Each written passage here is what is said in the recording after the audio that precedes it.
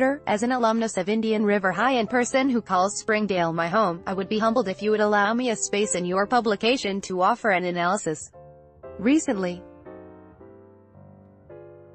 the Springdale Town Council opted to deny an innocuous request of the IRH Gender Sexuality Alliance for a rainbow crosswalk to be painted near the school to help promote inclusion and acceptance of LGBT persons within the school and the community at large. This is a common sight in many towns and cities across Canada. Mayor Edison, on behalf of Council, was sincere in his explanation that the decision was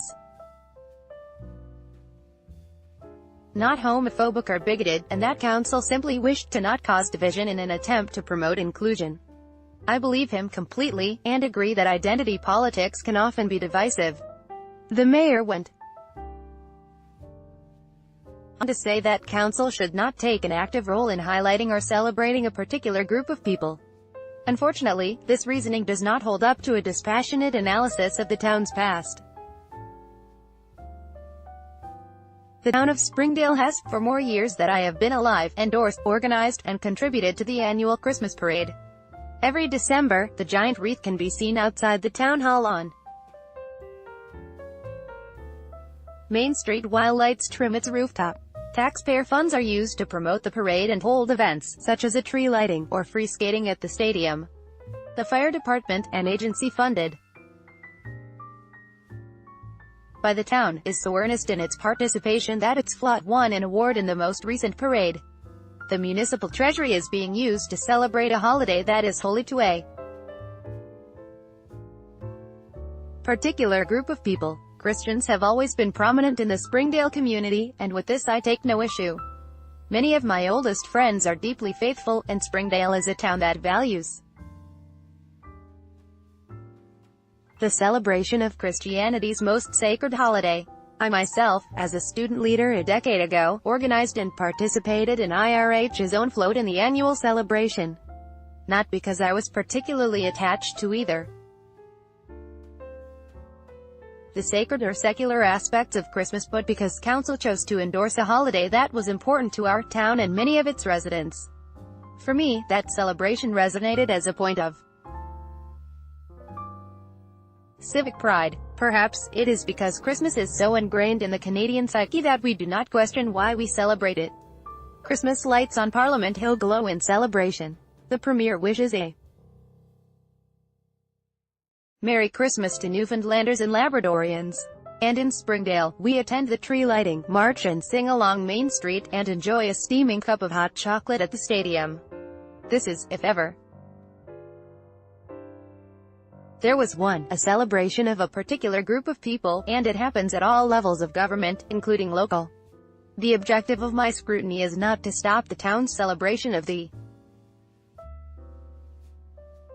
Christmas season. Rather, I wish to highlight that the town has been endorsing for decades, with both its words and the taxpayers' dollars, to quote Mayor Edison, the celebration of a particular group of people. Because that group forms the majority of Springdale's residents is of no relevance.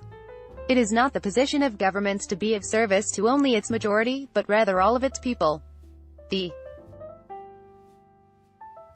town has a decades-old precedent that celebrating a particular group of people is acceptable, and that it can be a call for unity and camaraderie.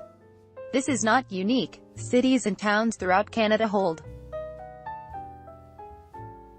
parades recognizing the importance of the Christmas holiday, the labor movement, and the LGBT community.